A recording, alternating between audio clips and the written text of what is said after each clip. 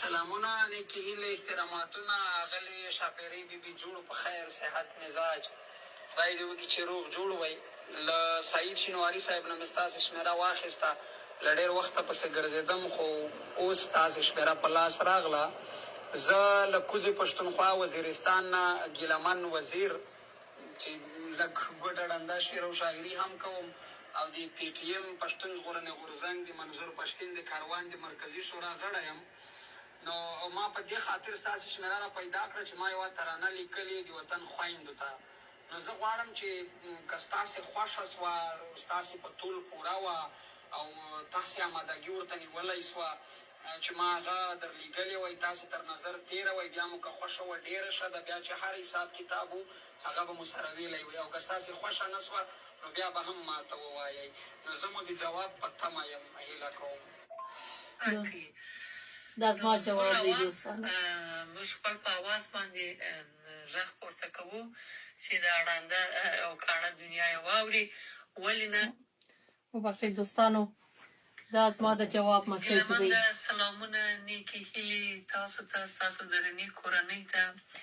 ستاسو مشرانو ته ستاسو کشرانو ته زه هم د زړه له کومې سلامونه احترامات وړاندې کوم الله دې وکړي روغ جوړ اوسېږي ډېره مننه ستاسو پیغام ما واخیستی تاسو خو تاسو پښتون صاحب همداسې ستاسو غوندې نور ځوانان چې د وطن د قام دپاره مبارزه کوئ د پښتونولۍ دپاره مبارزه کوئ د قام د ساتنې دپاره د بیداري دپاره تاسې مبارزه کوئ تاسې ځوانان نو موږ هم تاسو دپاره ملاله یو ځان نه ملاله جوړوو یو در سره څنګ په څنګ مبارزه کوو زما د غښتلي ځوانان د مبارزین چې په وطن او په قام مین دي ډېر زیات خوښېږي ډېر مې خوښ دی د دوی سره زه ولاړه یم همیشه زما خوښ دی نو ولې نه په سترګو ترانه څه چې موږ خپل سرونه تاسو دپاره قربان کړي دي نو ستاسو ترانه به زه ووایم تاسې خپل شعر و شاعري ما ته راواستوئ چې هر رقم ترانه یې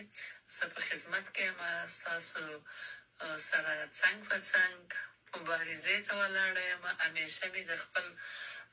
قوم دپاره د افغانیت دپاره د پښتونولۍ دپاره اواز چې کړی دی او همیشه یې جګومه نو ډېره زیاته خوشحاله یم یو نیم ستاسو کلیپونه یا ستاسې بعضې مبارزې او بعضې کارونه زه په میډیا کې ګورم ډېره په تاسې فخر کوم ډېره خوشحاله کېږم همداسې منظور صاحب ته دې هم خدای عمر ډېر کړي چې د پاچا خان غږ تاسې پورته کوئ نو بس پاچاخاني خو په کار ده نن سبا چې غږ پورته نه کړو نو خپل موږ ته خپل حق څوک په خپله نه راکوي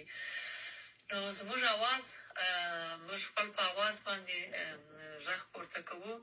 چې دا ړانده او کاڼه دنیا یې واوري ولې نه زموږ همدا اواز ستاسو په خدمت کې دی د قوم په خدمت کې دی نو په همدې خپل اواز باندې مبارزه کوو سندرې وایو خلک را بیداروو بس تاسې خپل ترانه ما ته راواستوئ په دواړو سترګو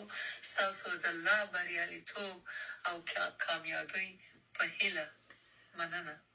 دوستانو دا زما جواب و دا د شهید ګیلمن بل جواب های های های های قسم په خدای په غږ اورېدو دې بل قسم احساسوم داسې لکه هغه زه نشم ویلی چې تا ته زه خپل احساس او د هغه د خوشحالۍ دغه څرګند کړم زه د ځان دپاره دا ډېر ستر ویاړ ګڼم چې ستاسې غوندې